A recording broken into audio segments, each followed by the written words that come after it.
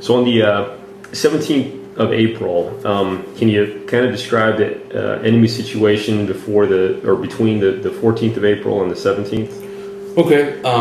Granted, there's really, best way to put it is calm before the storm.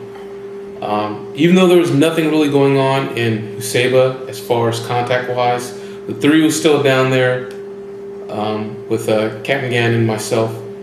But there was still, if I remember, there's still attacks going on outside of Neal10a, i.e., Sada and Ubaidi, in those areas where, Kilo and Cat and Weapons Company were into some fights. After that, the 17th, it seemed like the 16th, they were all getting, they were the enemy or the insurgency was definitely getting prepared. The intel report read like 350 insurgents or 400 insurgents, went into the city. So naturally they went dormant, so they could establish their full-scale attack with their final stand on the 17th. There's no doubt in my mind that the 17th was supposed to be a day for them that was going to be, they were going to make or break our credibility, and their intent was to break it. Hearing some of the after actions, hearing some of the intel reports, flyers were sent out. The insurgency got a hold of security force uniforms and start to, hold traffic control points themselves to tell people, hey, do not be out on the streets on the 17th or whatnot. And essentially, they had established, a good setup position, east of the city, and sporadically put themselves throughout the rest of the city. Especially near checkpoint 74, which later on in our AO area of operations became a volatile area. But networking, an IED network going across markets and styles of high-speed avenue approach, possibly networking, IEDs on route train as another high-speed avenue approach, having sporadic, IED cells throughout. So I'll tell you, on the 18th, all day, we were definitely, defusing and detonating in place a lot of IEDs. You'll see it in my reports. They knew that if, I think they definitely had a good feel that if we took contact, that we would definitely push north of the city to get anyone out, which is why, 3rd Platoon definitely got, ambushed out there in LZ Nightingale up along here. But they allowed themselves, they gave themselves at least 24 to 40 hours to get networked in. Not really any time to rehearse, but get networked in, look at our patterns if we established any, so they could themselves have a decent solid chance of throwing on a good fight on us. And what were the effects of Fallujah operations on Huzbaya, if they're anything different from what you've been describing on the 14th? Well, now, once again, they look at this company, and that's essentially, the enemy's not stupid. And word of mouth, you hear that, okay, you might say that, hey, there's only one company out there, and you can formulate, if you're not a Marine, you can formulate maybe what's the size of a company, based on the number of patrols we send out. You eventually can track our capabilities and limitations somewhat. Well, okay, with that in mind, I think they misjudged and said, well, we can take this firm base. And if we take this firm base, not only for them, it's a propaganda victory. It's a major victory because they've taken over and occupied a U.S. base. With the amount of convoys that come through, we get a convoy maybe every 4 days during that time, maybe every 6 days, and it's not really heavily reinforced. It's just enough ass to protect the convoy itself, with aviation overwatch. But essentially, if they have a good, strong, solid network, and Al-Qaim, they'll probably time how long it takes from a unit to leave outside the battalion wire to get to our company wire and zone. And with that, they can figure, well, hey, if it takes that long for a convoy, and they have other units committed elsewhere, we can hit this company, we can hit this firm base, and it'll take them this much time to, get from point A to point B, plus the time it takes from the mass up.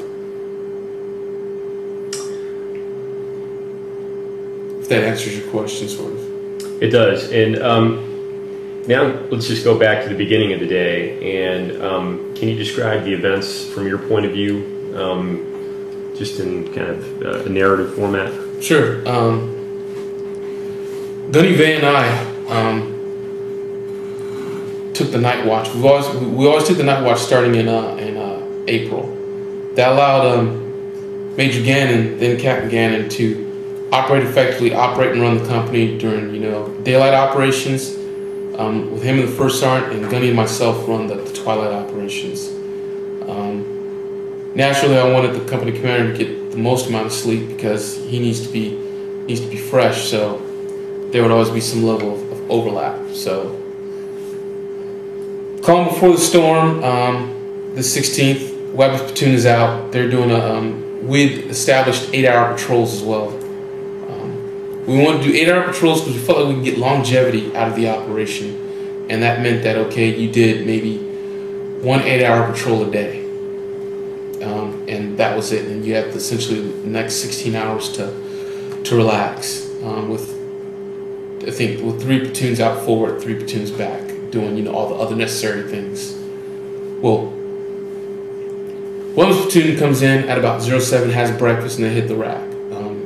Captain Gannon is still on the rack.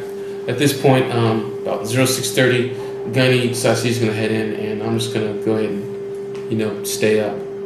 No sense in getting the CO up at 07. Get him up at 1000 or so. I can hold out. About, I want to say 7:30 or 8. We no kidding get 8. About not 8, but 20, 25. 26 more round attacks, in the vicinity of landing in and around the firm base. That's enough to wake up anybody. At this point, the SEAL's up. We're calling general quarters to get accountability. Well, we hear on the radio from Broadsword at 0 that they've seen some guys move around the mortar team, so naturally they engage. They're cleared how to engage. They engage, but they stir up a bee's nest of these mortar teams, because we put Broadsword at 0 out here in the east because that's where all the activity was going on in here. So we felt that the enemy may have been coming in from the orchard area and coming in from west to east. So this is where we want to see him, so we could affect him coming in and shoot him. And that's essentially, up here along Market and down here is where essentially we saw, activity, and the mortar team especially right around in here. The back part of headquarters. Well, Broadsword opens up and stirs up a bee's nest. They start getting initial fire, some heavy fire, RPG, RPK, heavy machine gun fire. They call for a QRF, so we call weapons company. We call Cat Blue out there, Cat Blue Alpha. They shoot down there along Market Street, and they run right into the teeth of the coordinated ambush. With that in mind, they immediately start, they get one vehicle mobilized, and they start taking casualties. They need reinforcements quickly and fast. Captain Gannon and I look at each other. He's like, go get weapons platoon now. I'm on it, sir. I run over there. Weapons platoon just got back, like I said, at 07. They've been up for 8 hours already. They're tired, but they're still fresh somewhat within the AO. So I say, hey, I go on to Carol and go, hey, Dan, Broadsword's in contact around there. They're getting hit in a real bad way. You can hear the firefight out there in the city. You need to get your boys up, and you're going mounted into the city. And Cat Blue Bravo is going with you. Roger that. At this point, Captain Gannon's, before he says, hey, and I'm going with weapons platoon, so make sure I have a spot for me. Hey, no problem. They all get mounted up. They're getting masked up quickly. They're running out to the vehicles. The vehicles, are pushing up. Guys are still, putting their gear on, putting their clothes on. Just kind of went to sleep. Captain Gannon also, he just woke up. He gets in the vehicle. They shoot up. Gunny goes with them. Gunny's still somewhat fresh because he just hit the rack himself as well. He goes out. Meanwhile, everyone else is up now. Lima 1 has the post. 2nd Platoon and Kilo 1. The border's shut down now. The border had been closed since the 8th because of the anti-coalition force activity. At that point,